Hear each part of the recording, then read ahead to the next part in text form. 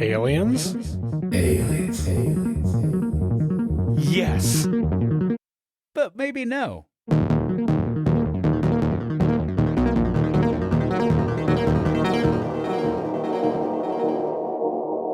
Welcome to the show. Aliens? Yes. But maybe no. I'm Travis. I'm Josh. This is an otherworldly podcast as ambiguous as our title. What did we talk about last week? I was just going to Do you ask you the remember? same thing. Ah, damn it. You don't remember either? It was about... Rendlesham. Oh, the forest. Okay. Yep. All right. So what do you remember about Rendlesham? It was spooky. Rendlesham. Rendlesham? Yeah. I remember we both came to the conclusion that it just seemed as though there was just the perfect mix of scenarios that happened by chance that spooked a group of people into thinking that there was something there that potentially wasn't, but there were some other things that made us believe that something was there. Yeah. So did we come down on a maybe? I did maybe, and you did maybe. I was surprised that you did maybe because there was a lot of evidence against it. I think I just wanted to believe. Yeah. We've been doing this for a couple episodes now, and I'm just itching now for something. That may be what happens on this episode. So today we're going to be talking about Kenneth Arnold. Yeah. A local boy. In a roundabout way. He didn't start here locally, but he ended up here in Boise. Yes. We are based out of Boise. Yeah. Go ahead and bleep that out so the government can't track us. Oh, well, they already knew. They had to have. Maybe the FBI was looking at a checklist and then going through like, we can't really source where these guys are from. They're going to screw up. They're going to say the name of their city. And then you did it. And now they're going to know.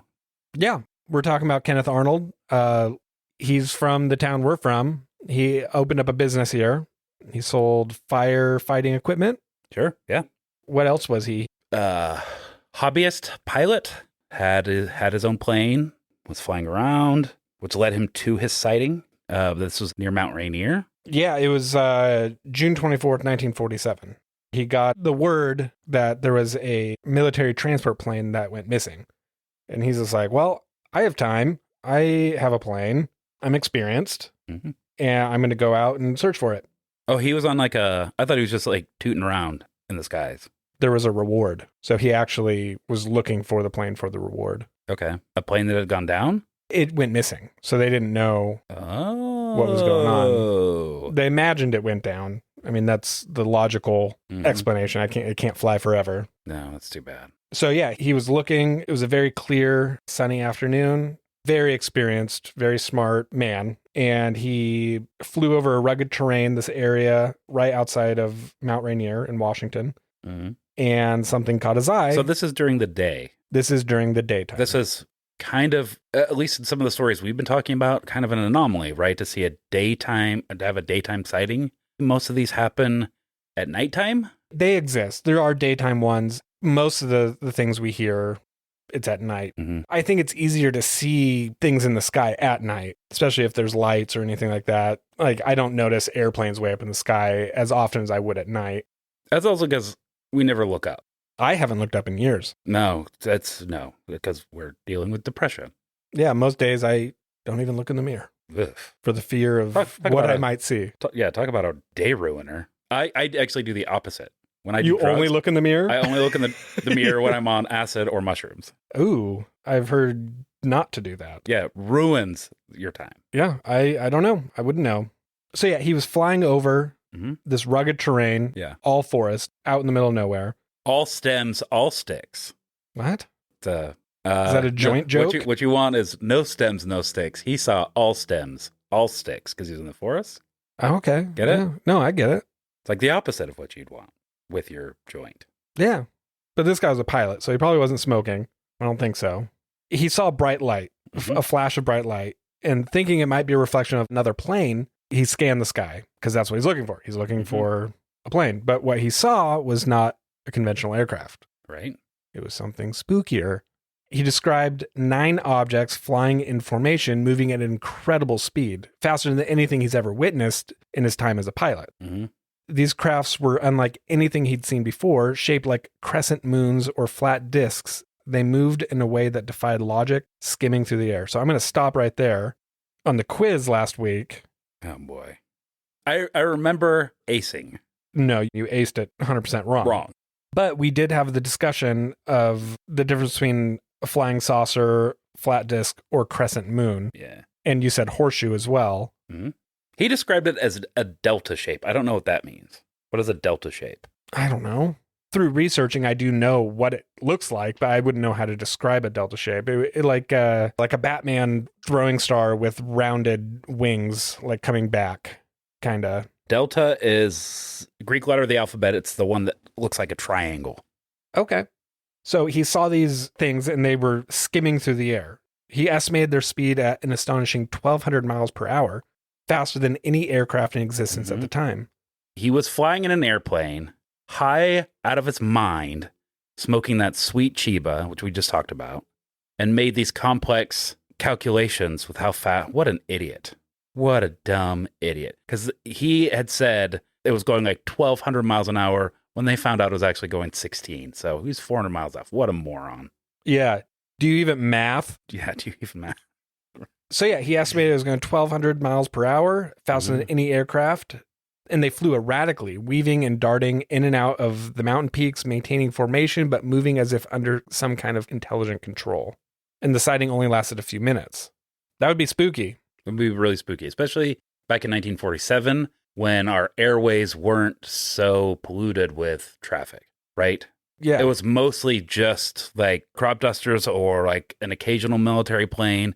You wouldn't really see something flying over the forest like that. No. You know, in like a personal airplane. Yeah, and he didn't get freaked out because his first thought was that he just assumed it was some military operation or training flight.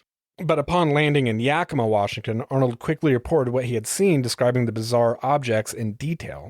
And it was soon picked up by local media and then spread like wildfire throughout the whole nation.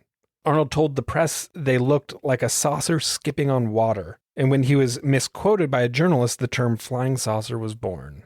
This is the OG, the original, I don't want to say gangster, the original gawker. There we go. Nailed it. Yeah, thank you. But despite all this worldwide attention, skepticism followed close behind because the U.S. military investigated Arnold's claims, offering various explanations. From mirages to weather phenomena. However, Arnold was adamant what he saw was real and it wasn't like anything from this world. Yeah. And there was other people that saw things that day as well in the surrounding areas. He wasn't alone in what he saw. Yeah. In the years that followed, Kenneth Arnold's sighting would be linked to countless other UFO reports, including the infamous Roswell incident, which occurred just weeks later. And there was another one that occurred right after as well, that a guy actually took a picture, and the picture looks exactly like the drawing that Kenneth Arnold drew. Yeah, kind of like that Leonardo DiCaprio meme where he's holding a drink pointing at the TV from Once Upon a Time in Hollywood. Yeah. Where he's like, ha-ha! Yep. That's my ship. That's it. Y'all seen it. I don't know if those drawings that he had been published by the media, if those went nationwide too, and then someone was able to duplicate it, put a black cutout on a string and take a picture. I don't know. That's a possibility. I've seen people do that to fake UFO photos and videos. But that would be really convincing if those drawings didn't go out into the world and that he was able to be like, look, it's the same thing. This is exactly what I saw. Some people actually speculate that Arnold's sighting and the Roswell crash were connected, two pieces of a much larger puzzle. Yeah, like that was the ship before it crashed at Roswell, right? Yeah, it's possible. Because the sighting that the guy took pictures of was in Arizona a couple weeks later. Hey. Yeah. That's there in the place. And that guy, a couple weeks later, the Men in Black basically showed up and took all his shit. The photographer shit? Yeah. Yeah, it took the negatives of it. They took negatives, and then they said it was CIA and FBI, two guys. Follow up with the FBI. They're like, no, you got the wrong guys, buddy. Yeah, that didn't happen. Go back to sleep. You sheep. Yeah. Here's some forget-me-nows. So to this day, the objects Kenneth Arnold saw still remain unidentified, and his sighting is considered one of the most credible in UFO history. And Arnold himself never wavered in his account, even as decades passed and skeptics continued to raise questions. So I think an important takeaway is that this guy was an established businessman. He was a pilot. I think he was a deputy sheriff. Like, he knew everyone. Everyone knew him. People believed him. And that's why this story took flight, is because everyone knew that this guy wasn't going to lie. He was very respected in the community. And didn't he run for... He ran for lieutenant governor. Of Idaho? Yeah. But they said no. It's sad. If he were to run nowadays, though, it would be like a shoo-in. They wouldn't even hold an election. They'd be like, you believe in flying saucers and all these other conspiracies? Yeah, you're in. Get it. Yeah. So a few important takeaways is that what he saw, what Kenneth Arnold saw on June 24th, 1947, it's widely considered the catalyst for the modern fascination with UFOs. So it was one of the first sightings. He was misinterpreted and coined the term flying saucer. Well, he didn't. So this is from the Wikipedia page. Years later, Arnold claimed he told Bill Beckett, who was a journalist, that they flew erratic like a saucer if you skip it across the water. It goes on to say, Arnold felt that he had been misquoted since the description referred to the object's motion rather than their shape. Thus, Beckett has often been credited with first using flying saucer and supposedly misquoting Arnold, but the term does not appear in Beckett's earlier articles. Instead, his first article of June 25th says only, he said he sighted 9 saucer-like aircraft flying in formation. So I still think that he was misquoted. He said saucer-like, and then that wording got changed a little bit through other releases of these articles, and the term flying saucer was coined. Which is cool. It's nice knowing the origin stories. Yeah, sure. Goes on to say he clung to his story of shiny, flat objects racing over the Cascade Mountains with a peculiar weaving motion like the tail of a Chinese kite. He also described the objects as saucer-like and their motion like fish flipping in the sun. Arnold describes the objects as flat like a pie pan and somewhat bat-shaped. Holy shit. Batman? It wasn't until June 28th that Beckett first used the term flying disc, but not flying saucer. Okay. But the whole world knew about it because everyone reads the newspaper, right? Back then? Yeah. That's why I was late today. I had to fold up my newspaper. Those are hard to fold back up and get everything back in place. Well, especially what you do with it. You read the comics. And then I try to put the comics back so it looks like I didn't start with the comics. Yeah. And then I look at the TV guide. And you crumple the business section to make it look like you read it thoroughly. Mm-hmm. Yep. I get it. No, they are hard. That's why I don't open them. No, nobody. I can't tell you the last time I saw a newspaper. It's been years. I think I saw one on the counter at a grocery store once. An actual newspaper? Yeah. Wow. Sunday edition. It was thick. Yeah. That's when they had the colored comics. With 2 C's. So, yeah, what you're saying, I mean, the whole misinterpretation. It's just like sensationalizing it and people wanting to make that story their own. And so I think. But it permanently stuck. Just like a lot of things. Well, I mean, flying saucers, it like elicits a cool image in your head, like a thing flying through the air. It sounds cool. Yeah. And it's something that you can visualize. It's absolutely something you can visualize, like a saucer. Everybody's seen a saucer, like a plate, something shaped like that, flying through the air. Well, it also exemplifies how popular narratives can overshadow nuanced details and how a mass of people can be tricked into thinking one thing when that wasn't actually what he saw. Mm-hmm. So, unexplained phenomena and high strangeness. Arnold's daughter, Kim, later revealed that the full story involved much more than the widely publicized nuts and bolts aspect. She described paranormal events in their home, a shift in Arnold's understanding towards biological or spiritual interpretations, and a sense that objects were connected to the afterlife. What? Yeah, this highlights the frequent presence of high strangeness alongside UFO sightings, a theme often downplayed or ignored in the mainstream discussion. So she had like a religious experience? Is I hearing that right? I would say more spiritual in the sense that objects were connected to the afterlife. Mm-hmm. It sounds like a lot of sightings, the aftermath is strangeness, high strangeness. Well, we talked about this before. Like, our brains have a hard time identifying things that are abnormal. So we try to normalize it in our head, right? And so she was, maybe a spiritual or religious person and was trying to make it make sense in her head. She was saying that she watched this, and this happened to Arnold. Yeah. So she described different paranormal events in the house. Mm-hmm. I don't know what those paranormal events are. And there was a shift in her dad's, Arnold's, understanding towards biological or spiritual interpretation. How old was she? The information I don't have. But still living at home. Older than 1. So a lot of that could just be child's stupid memory. Yeah, but children pick up on a lot of stuff. I mean, if there's a noticeable switch in the behavior of a parent, I mean, that's going to be noticeable, even to like a 7-year-old. Sure. So in conclusion of this whole Kenneth Arnold mm-hmm. thing, it's fascinating because it doesn't seem as like, other than the government, no one really doubts it. Is he related to Hey Arnold? The Nickelodeon cartoon? Mm-hmm. He had a football head? Yeah, saucer head? So, ooh, probably. Or it's based after him. I think so, yeah. Yeah. That sounds right. So the story of Kenneth Arnold kind of highlights the complexities in interpreting and communicating extraordinary experiences. Yeah. You know, I mean, this guy, very well versed, very well spoken, couldn't communicate to the masses without it being changed, even slightly, but even a slight change can change the whole narrative. And more than a simple UFO report, it signifies a turning point in cultural history, which is just bonkers. It marked the beginning of a sustained public interest in UFOs, sparking countless theories, investigations, and continues to fuel debate and research.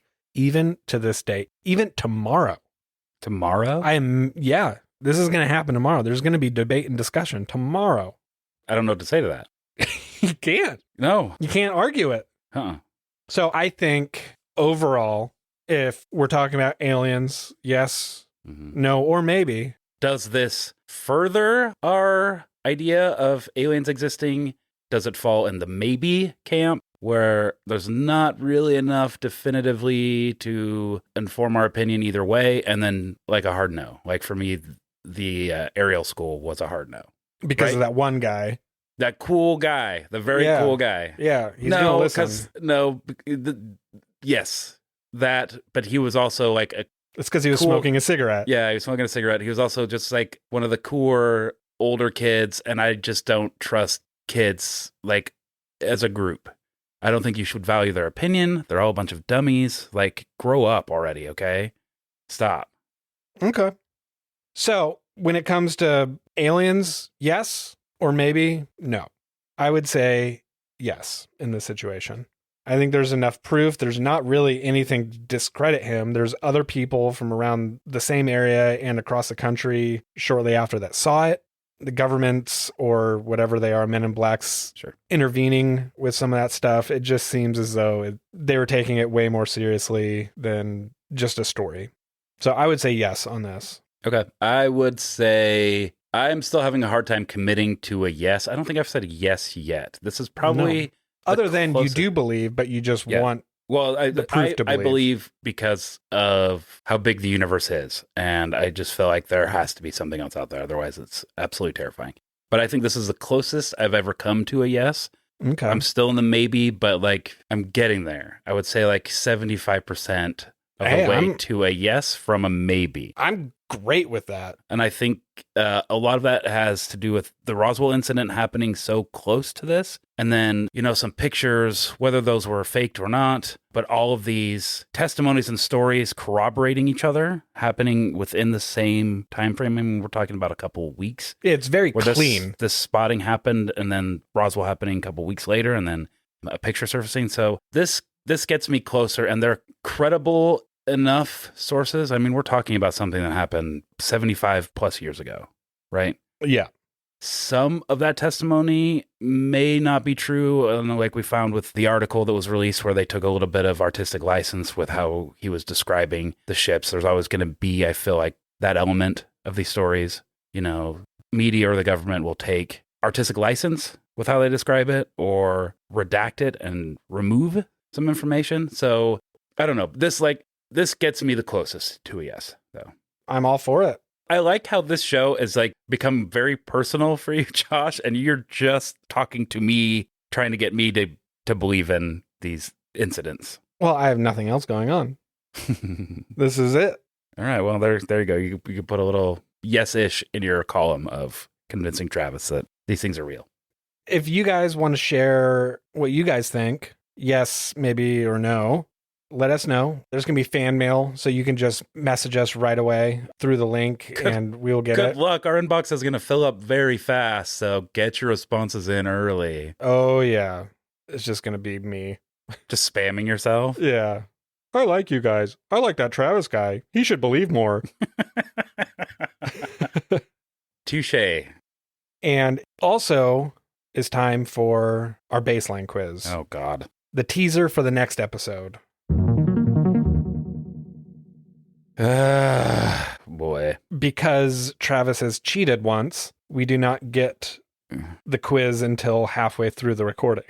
This is going to be good. This is one of my doing research specifically for this podcast. This was a topic that I had a lot of fun looking into. The topic next week is the abduction of Betty and Barney Hill. Mm-hmm. So, first question. In what year did the abduction of Betty and Barney Hill take place? Okay. Is it A, 1958, mm-hmm. B, 1961, Mm-hmm. C, 1965, mm-hmm. or D, 1970? Mm-hmm. Yeah, I think 61. 61. I'm going to do that. What do you think? 61. Oh, you're saying that with such authority. Mm-hmm. Okay. Just a gut feeling. Okay. From what I remember. So, next question. Mm-hmm. Where were the Hills abducted? A, New Hampshire, B, Connecticut, C, New York, or D, Rhode Island? I'll go first. I'm going to say New Hampshire.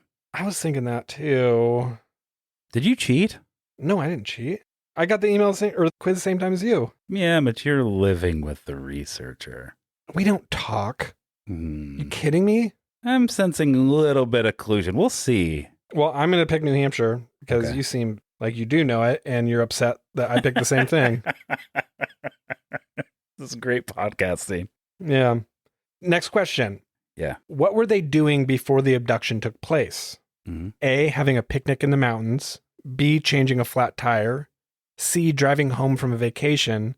Or D, getting pulled over by the police. Having a picnic in the mountains is what I think, but also driving home from vacation, those could be the same thing. Yeah. I remember seeing that they were in a car. Mm-hmm. They were driving. Mm-hmm. So I'm going to say driving home from a vacation. But what were they doing before the abduction took place? Driving. Good question. They were driving Uh-huh. home from a vacation. Mm-hmm. Oh, you seem pretty sure. Well, I've seen documentaries, and Mm-hmm. this is a pretty big thing. I don't know what they were doing before they were driving. They could have been doing That's the question. all these things. That's the question. And how much time before these things? Oh, well, that was a question. What were they doing a year before the... Sure, yeah. You know? Yeah, time. So what was your answer? Mine was having a picnic in the mountains. Okay. And mine's driving home. Yeah. Next question. What was the Hills' occupations? A, Barney was a bus driver and Betty was a school teacher. B, Barney was a postal worker and Betty was a social worker. C, Barney was a police officer and Betty was a nurse. Or D, Barney was a construction worker and Betty was a stay-at-home mom. I'm kind of stumped. I don't think Barney was a police officer. No, I don't think so either. I'm thinking either postal worker and social worker or bus driver and teacher. Okay, well, what's your final answer? I'm going to say bus driver and teacher. Okay. What do you say? I am going to say postal worker and social worker. Okay. Now, our last question. How did the Hills' alleged abduction story become public knowledge? Mm-hmm. A, they wrote a book about their experience.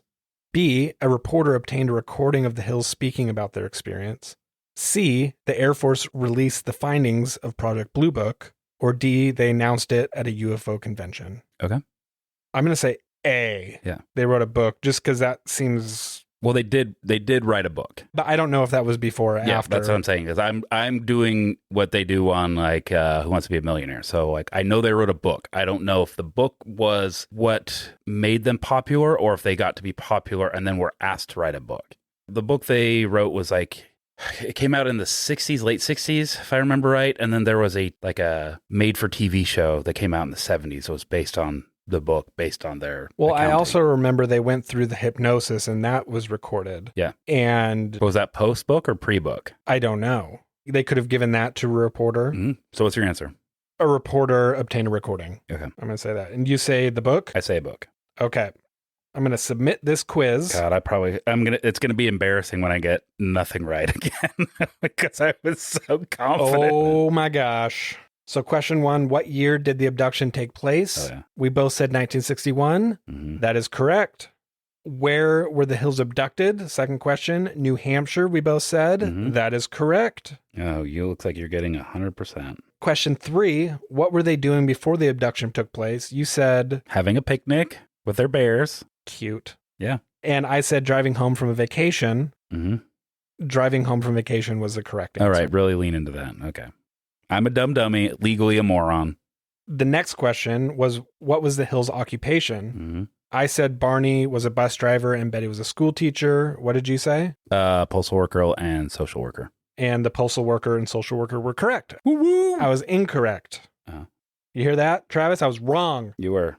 So how did the Hills' alleged abduction story become public knowledge? You said they wrote a book about their experience. Mm-hmm. I said a reporter obtained recording of the Hills speaking about their experience, and that was the correct answer, was the recording. So I talked you into the correct answer because you were going to say book too. I was. Shouldn't do that. Yeah. So they must have wrote the book after the experience. Yep. Yeah. Should be a good recording. Yeah. That'll be a fun one. There's a lot there. Don't we deserve a little bit of fun on this show? I've always said that. I know. You usually just edit it out because you say it so often. I do. Mm. Well, thank you for listening again, or if it's your first time, thank you for finding us. Oh, what a bad move, though, if you're listening for the first time. That's okay. Give them some credit. They may not be the weirdos. No, they should go back and listen to the beginning. Yeah. Just for context. Yeah, if you want to know who we are and what we know and what we don't know, we don't know much. Yeah. Definitely give some of the other stuff a listen and enjoy the rest of your life until you listen to the next episode. Wow. Okay. Bye.